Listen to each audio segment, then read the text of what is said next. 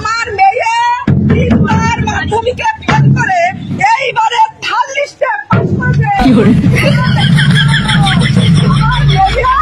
সবাইকে শোনো, তিনবার ফেল করে একবার পাস করেছে মাধ্যমিকে, থার্ড লিস্টে পাস করেছে। বলেছে আমার দেখিয়ে দিলাম আমার পাস করেছে।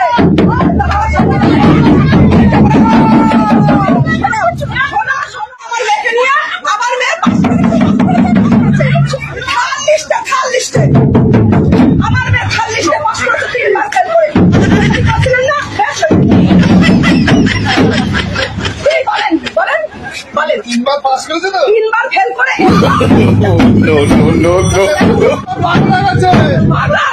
দাদা তোমার মেয়ে ফেল করেছে